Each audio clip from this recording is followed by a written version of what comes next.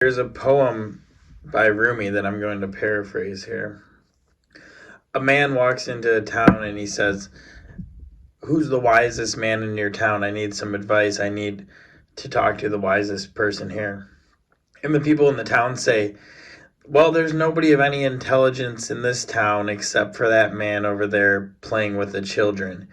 He has keen, fiery insight and vast dignity like the night sky, but he hides it in child's play."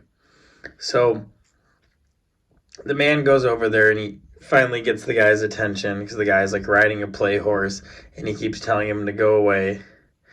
And once he finally talks to him a little bit, he's like, "Sir, I have one other question." After the man had already helped him out, he said, "I don't understand. Why are you playing these childish games when you possess such wisdom?"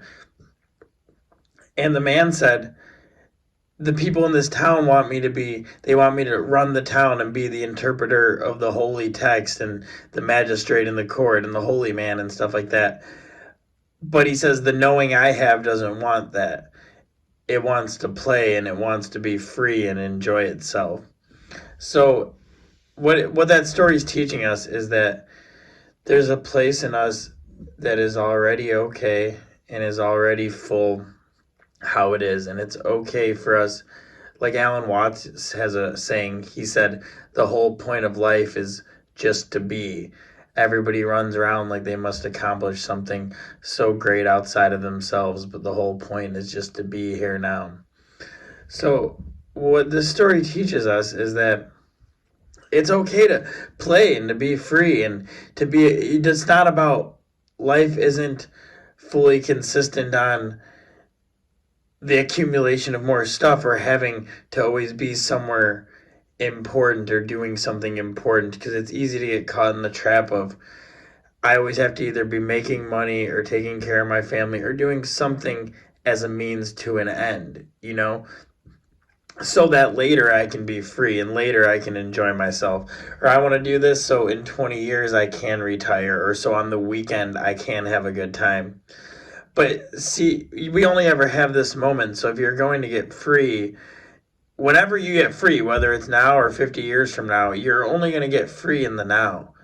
And what it's about, like when we talk about karma and stuff like that, the whole way anyway that you don't create new karma, new actions and reactions, is by doing things without attachment, right? Which involves just being in the moment, like as if when you were a child and you were just out riding a bike throughout the day or playing with your friends, building a snowman or something like that, with no desire, no attachment, no care in the world. You were just having fun, and that moment was in itself fulfillment for you, and your life still, you were still able to go on and eat later or go to sleep later or play a game later and deal with that when it came, or get yelled at by your parents later or do your homework.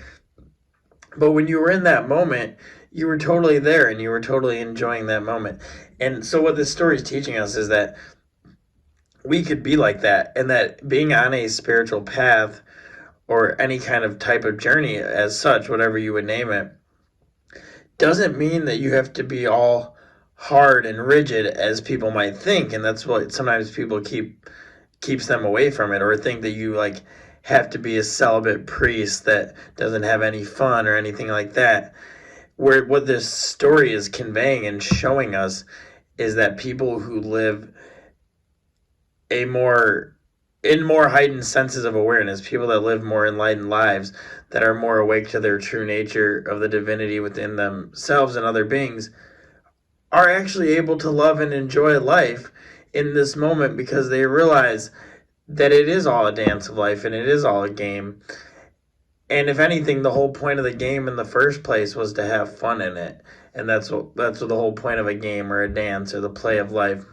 So have the compassion for your own well-being to be able to do what you want to do, what makes you feel alive, what makes you feel okay. Feel free to play and to be open and to be vibrant and to enjoy the whole entire play of forces that is this universe, is this lifetime, because whether or not maybe not going to live for more than 50 or 75 years or whatever, all of those things are irrelevant if you're living in this present moment. If you are caught in the future, always striving but never arriving, then it looks bleak because you're always gathering for the next moment.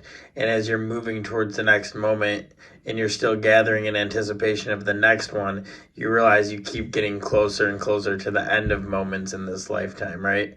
So all you can ever do is be here now.